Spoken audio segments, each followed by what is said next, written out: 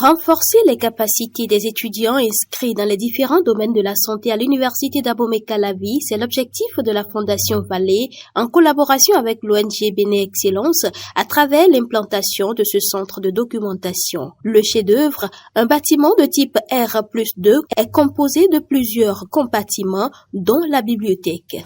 La bibliothèque a des caractéristiques fonctionnelles suivantes. Une capacité de 675 places assises pour les lecteurs. Un fonds documentaire de base de 10 000 livres d'édition récente, du matériel informatique et une connexion Internet haut débit par fibre optique pour vos différentes recherches. Avec contenu initial de plusieurs milliers de documents médicaux et paramédicaux, la bibliothèque sera constamment actualisée pour le bonheur de ses usagers. On a à peu près ici bien 8000 livres de médecine, pharmacie, etc. Et on va être à 10 000 très bientôt, d'ici un mois ou deux, et à 12 000 avant la fin de l'été. Alors, la médecine, c'est le pire des métiers et le meilleur. C'est extraordinairement prenant et c'est la raison pour laquelle la bibliothèque est ouverte tous les jours, sauf le dimanche, de 8h à 20h et non pas 18h comme les autres bibliothèques. Se réjouissant de l'initiative, le doyen de la faculté des sciences de la santé de Cotonou estime que le joyau est une opportunité pour ses étudiants.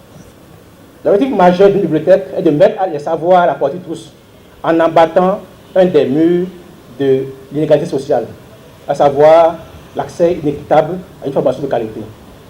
Les ouvrages équipant cette bibliothèque sont actuels et nous avons reçu la promesse qu'une mise à jour régulière sera faite. L'époque où nos étudiants ne lisaient que les livres estampillés, esprit de prêt, d'ailleurs est révolue.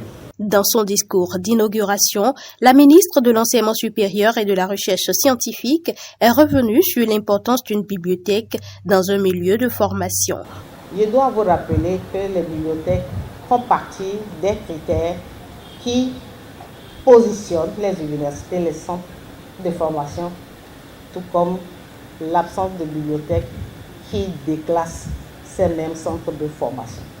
Et lorsqu'on veut accréditer une communauté, on regarde également l'existence de ces infrastructures. Alors, mes chers amis, chers collègues, chères étudiantes, étudiants, nous sommes tous chanceux. Nous ne devons plus permettre qu'on nous cache les choses dans les livres. Nous devons pouvoir les déceler. Nous devons pouvoir les découvrir.